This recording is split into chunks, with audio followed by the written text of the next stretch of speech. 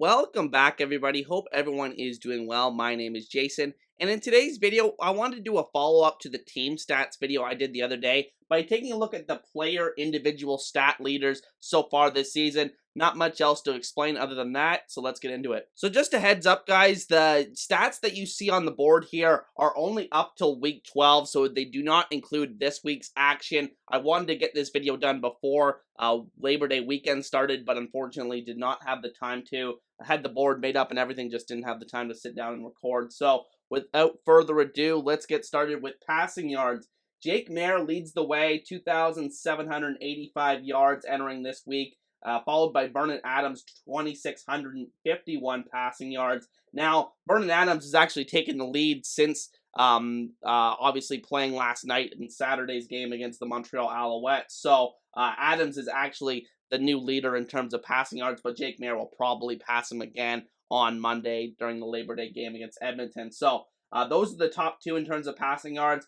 Zach Collaros, 2,538 passing yards, having another excellent season for the Winnipeg Blue Bombers. And then Chad Kelly has 2,402 passing yards in only 9 games. So he's played a couple less games than Jake Maier. So if he had played those 2 games, and he also missed a half of football in the game against Calgary. So if he had played those games, he definitely would have been around first place in terms of passing yards so far this season. But that should even out as the season goes along, as every team starts to play an even number of games. So in terms of passing touchdowns, the leaders, I only put 3 on the board because these 3 have really separated from the pack in terms of passing touchdowns. Zach Collaros leads the way with 20 passing touchdowns on the season. Vernon Adams with 17 passing touchdowns. Again, does not include the statistics from last night. Chad Kelly with 16 passing touchdowns. So those are really the big 3 quarterbacks of the CFL season. Really the only 3 quarterbacks you could argue for being in the MLP conversation this year. And it's no surprise they're the top 3 in terms of passing touchdowns. Then in terms of interceptions thrown, this is very contrasting to the leader in passing yards.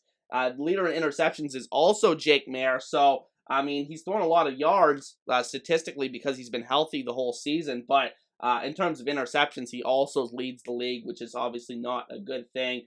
Vernon Adams is second in interceptions with 11, and then there's 3 other quarterbacks that have 9 interceptions on the season. I believe it includes Taylor Cornelius, and Collaros, I believe, is also up there as well. So those are the quarterbacks that lead the league in terms of interceptions thrown this season. Now moving on to here, we have quarterback rating, minimum of 5 games played. So there's a couple quarterbacks like Trey Ford that have played 3 games that have a really high passer rating. So I decided to make a minimum of 5 starts so far this season, or 5 games played. In terms of the players that meet that criteria, Chad Kelly leads the way with 118.7 passer rating. Just an excellent season we're seeing from Chad Kelly. He's also averaged, I believe, over 11 yards per attempt this year, which is just freaking elite. And then the number 2 player in terms of quarterback rating is Zach Collaros, 113.7. He's had a really strong season once again. I think these are really the top 2 players when it comes to the MLP race, Chad Kelly and Zach Collaros. So it'll be interesting to see how they jockey for position in all these statistics as the season goes along here into the stretch run. And then Vernon Adams has a 103.1 passer rating. Very strong season for him overall, especially when you take out that 6 interception game against Toronto, which I forgot to mention up there, accounts for over half of his interceptions on the season. And then in terms of the last player that qualifies here, I decided to include here, is Trevor Harris, who only played, of course, the 5 games this season, but was looking very good for Saskatchewan with a 94.4 passer rating. Not in the most elite in the world, but he was playing good football for Saskatchewan so far this season, and it's unfortunate that he got injured, and hopefully he'll be able to return for the last couple of weeks of this season. That's what they're saying anyway. So those are just the quarterback statistics. Now moving on to rushing yards. The clear leader here is Brady Oliveira for the Winnipeg Blue Bombers. 902 rushing yards on the season as of week 12. James Butler has the number 2 spot with 638 rushing yards, coming off a couple of big games against Edmonton and BC respectively. So he's had some games this year. As a Ticats fan, I can tell you that he's been shut down, but he's also had some really explosive games so far this season, and that's why he's one of the best running backs the Ticats have had in quite some time. And then he's followed by AJ Ouellette, who has 631 rushing yards. So he's right behind James Butler. And then the last guy I decided to include on the board here is Kevin Brown, 597 rushing yards on the season. I really think that could rise as Trey Ford is now the starting quarterback. Over the last couple of weeks here, you've seen a rise in his production. So I could see him easily hitting 1,000 yards the rest of the way this season. So I'm excited to see what happens the rest of the way. And then in terms of rushing touchdowns, the leader is basically, or there's two players here at the top of the board here. James Butler, who has 6, and Chad Kelly also has 6 rushing touchdowns. So those guys are tied for first. And then there's 5 other players that are tied with 4 rushing touchdowns, including guys like Oliveira and AJ Ouellette. So in terms of rushing touchdowns, Chad Kelly is the one that stands out there. He has really utilized his feet when he's gotten close to the red zone, and I think that's really key for a quarterback to do. And I think that it's not always the best decision to take off and run, but I think it's always worth it to run when you're close to the end zone like that. And Chad Kelly, being a big-bodied guy, has taken advantage and scored 6 times this season, which is tied for the league lead. And then going down into the receiving stats here, in terms of receiving yards, you have Austin Mack of the Montreal Alouettes, who leads the way as a rookie in the CFL this season, has had an incredibly impressive season out of Ohio State. He also played season with the New York Giants in the NFL. He has 828 receiving yards this season, followed by Reggie Bagleton of the Calgary Stampeders with 814 receiving yards this season. Really good to see Reggie have a big season this year because, I mean, he had kind of an underwhelming season last year. I think he had about 900 yards, but I thought that he was the best receiver in the entire CFL going into last season, and it's good to see that, my faith in him has been reestablished with how he's produced this season. And then Alex Hollins, another breakout star this CFL season for the BC Lions, 791 receiving yards on the season, and he's been an explosive playmaker. The stats, like I said, are not included from last night's game, but he had a couple of big plays. I believe he had 2 touchdowns in the game against the Alouettes last night, so those numbers have only increased since I've written them down on the board here. Keon Hatcher, his teammate, is 4th in receiving yards, 764 on the season. Again, that BC receiving core is just so talented, but Hollins and Hatcher have stood above the rest so far this season, mainly due to the health of guys like Dominic Rhymes over there in BC. And then closing out the top 5, because I decided to do 5 for all the statistical categories for the receiving stats. Dalton Schoen is 5th with 753 receiving yards on the season, following up a very, very strong rookie campaign. And I'm shocked this guy is not in the NFL with the season he put up last year, but if he continues to do this year, like we've seen so far this year, I think we're going to see him in the NFL for sure next year. Just the production will be too much to ignore. And then in terms of receptions this year, we have a surprise leader at the top, and that's Sean Bain of the Saskatchewan Roughriders. Was a free agent signing from Calgary, has caught a lot of short passes this season, but has really displayed that elite yards after the catch ability. A very, very quick receiver that has a little bit of that jitterbug in him in terms of breaking tackles and whatnot. So he's been a very key guy for Saskatchewan's offense, and a guy that they've really tried to move the offense through. And then tied with him for first is Justin Hardy for the Ottawa Red Blacks. The Red Blacks, a very methodical offense, not a lot of big plays, but Hardy has been a big bright spot for them, catching a lot of passes underneath, turning them into first down. So I think he's been a very good addition for that team. He's been there for the last couple of years, but he's really broken out this year as their number 1 receiver. And then following him at number 3 is Reggie Bagleton with 54 receptions. We went over him, but he's, like I said, has had a really strong season after a pretty disappointing one last year.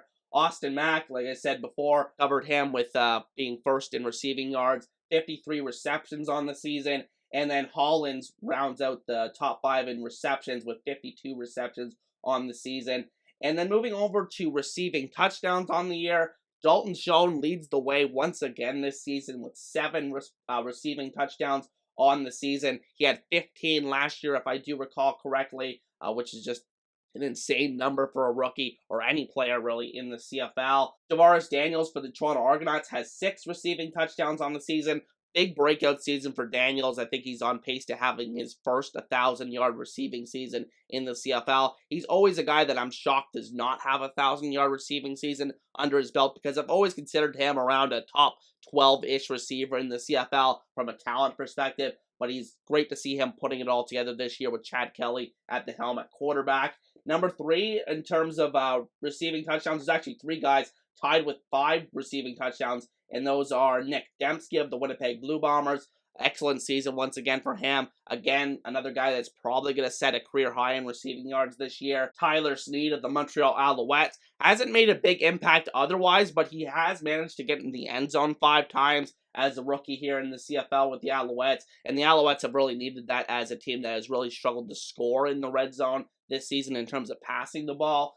And then Dominic Rhymes, who's only played a handful of games this year, he still is right among the leaders here with 5 receiving touchdowns on the season. If he ever gets back on the field this year, I don't think it's a season-ending injury from what I've heard with him, but if he gets back on the field, he could really still finish within the top 3, I believe, because he could pile up those receiving touchdowns in a hurry. So those are just the statistics that I wanted to take a look at on the offensive side. Now let's take a look at the defense. So again, as I said with the team stats video, I can't fit all of the statistics on the board. So, there's other statistics you could go into, and maybe I could do a follow-up video with additional statistics and examining those. But these are just the ones I could fit on the board. So in terms of defensive statistics I have here on the board, tackles, Micah Alway for the Calgary Stampeders leads the way with 77 tackles on the season. I mean, tackles are not something that I try to emphasize too much on the channel. I don't think it's a very valuable stat, but I think at the end of the day, Micah Alway has had a pretty good season for the Calgary Stampeders in the middle of that defense, replacing a guy like Jameer Thurman, who was a big part of that defense. So I think Alway's done a really good job for them. And then at number 2, we have Niles Morgan of the Edmonton Elks with 71 tackles on the season. I think he's a guy that makes a big difference for the Edmonton Elks defense when he's out there in the middle of the defense. So I think he's had a pretty good season so far and is a key guy for them going forward. At number 3, we have Larry Dean of the Saskatchewan Roughriders. Really happy that he's able to, stay healthy on the field after a couple of injury-plagued seasons and has reestablished himself as one of the better linebackers in the CFL. Jameer Thurman of the Hamilton Tiger Cats, 61 tackles on the season. A really good first season with the Ticats for him. Bo Lacombo of the BC Lions at number 5 here with 60 tackles. So he's a guy that was a former Most Outstanding Canadian Award winner. I think he's a guy that I also highlighted this week on the Labor Day weekend preview. So check that out if you guys haven't watched that already. But I think at the end of the day, tackles are not, like I said, a stat that I try to emphasize too much. Just because I don't think that they're, a stat that you look at and say, oh, that guy is making an immediate impact, at least in terms of looking at it in a vacuum. But I think at the end of the day, it does show you that they're getting involved in the play a lot. So those are the top 5 players in terms of that. In terms of sacks, we have Matthew Betts with 12 that leads the way for the BC Lions. A true breakout season for him this year. Had a bit of a breakout season last year when he had, I think, 8 sacks, but this year he's taken it to a completely new level. 12 sacks, and there's still so much season to go. Could finish with 20 sacks on the year, which would be incredible, and I think he is the front runner for Most Outstanding Canadian in the CFL this season. And then at number 2, you have AC Leonard of the Edmonton Elks. I was surprised that he's this far up here. He has 9 sacks on the season. Just always seems to be a very productive pass rusher going back to his time with the Rough Riders. So I think it's probably shouldn't be too surprising to me that he has 9 sacks and that he's sitting second in the CFL. But I think in terms of how bad Edmonton's defense has been at times this year, it kind of gets overshadowed there. And then at number 3, we have Folarin Oromalati of the Toronto Argonauts with 8 sacks on the season, and he's tied with Willie Jefferson with 8 sacks as well. So Oromalati was my pick to lead the league in sacks this year. He's right up there in terms of the conversation for that, but still a ways behind Betts for that lead in the sacks this season. But I think at the end of the day, he's had a very good impact for the Toronto Argonauts defense since coming over from Calgary, and I believe he is the highest paid defensive player in the CFL this season. And then Willie Jefferson, of course, just continues his excellent career in terms of being just a difference maker out there on the field. I think he's been much better this year compared to what he was last year, and we'll see where he ranks in another defensive category in a second here. And then rounding out the sacks here is Mike Rose for the Calgary Stampeders, defensive tackle, who has 7 sacks on the season. I think there's weeks that he looks like the best player in the CFL, frankly. He's really a game wrecker on the inside. It's just with the way Calgary season's gone and the game scripts that they've been involved with, I don't think he's had the opportunity at times to really make a full impact this year, but still has 7 sacks on the season, which is pretty impressive for an interior guy. And then moving on to interceptions, only going to mention 3 players here because there's a bunch of players tied after these top 3 guys here. So number 1 by far is Demario Houston for the Winnipeg Blue Bombers, who is an under-talked about guy in terms of potentially being the most outstanding defensive player in the CFL this season. He has 7 interceptions on the season, by far number 1 in the league over guys like Roberson Daniel, who has 4, and Brandon Dandridge of the Ottawa Redblacks, who has 4 as well. So Roberson Daniel plays for the Toronto Argonauts, did not mention that. But Demario Houston, I mean, if he keeps this up, if he potentially gets 10, 11 interceptions, he could potentially get some votes regardless of how he plays. Otherwise, he's had a really good season, though, for Winnipeg. So really happy to see that for him. And then Roberson Daniel, another guy that, he's missed some time over the past couple of years, but it's really good to see him reestablished with a clean bill of health so far this season. It has been a really big part of that Argonauts secondary. He also had a game against Calgary that he had, I believe it was 16 defensive tackles, which was a team record. And then Dandridge has had an absolutely excellent season for the Ottawa Redblacks, not just on defense, where he had that big pick 6 to turn the tide in that game against Winnipeg, but also he had a couple of big punt returns, including a punt return touchdown earlier this season. So really good seasons for all 3 of those guys. And then in terms of passes defense, so pass knockdowns, you could call them, the leader here is Evan Holm of the Winnipeg Blue Bombers, who doesn't show up in the interceptions category. I think he only has maybe 1 interception on the season, but he has 10 pass knockdowns, has been a true impact player back there in the secondary for Winnipeg, and I think he's a guy that has been very disruptive, as you can see by the 10 pass knockdowns. I think this is one of the most telling stats for defensive backs. I don't really look at interceptions as much as pass knockdowns because you're not going to get an interception every play. You're not going to get a ton of interceptions overall, but I think in terms of pass knockdowns, you can get a lot more of those and be a lot more disruptive to the play a lot more often. And then tied with him in terms of pass knockdowns is defensive end Willie Jefferson, who, yes, you've heard it right, he was top 5 in sacks as well. So he's a guy that's just so disruptive in so many ways. There's no player that I've ever seen that can make such an impact in terms of knocking passes down at the line of scrimmage as much as Willie Jefferson is. He's basically like a basketball player out there, or like an oak tree that is really hard to throw around as a CFL quarterback. So, I mean, he's just continuing to be such a disruptive player. And, I mean, I'm not too sure what his career high is in pass knockdowns. I know he had a crazy amount in 2019 when he won Most Outstanding Defensive Player, but it'll be interesting to see if he eclipses his career high in pass knockdowns this season. And then you have Gary Peters of the BC Lions with 8 pass knockdowns this season. Just been an excellent cover corner for the BC Lions this year. And then in terms of the 4th place guy here is Kobe Williams of the Calgary Stampeders. Kind of just a guy that he's had his moments of, poor play for the Stampeders. I think everybody in that secondary has, but he's probably been the best member of that secondary so far this season for the Stamps. So I think he was worth an inclusion here as the 4th player in terms of pass knockdowns. And then finally, in terms of forced fumbles, only 2 players here because everybody else only has 1 that is recorded as statistics, obviously.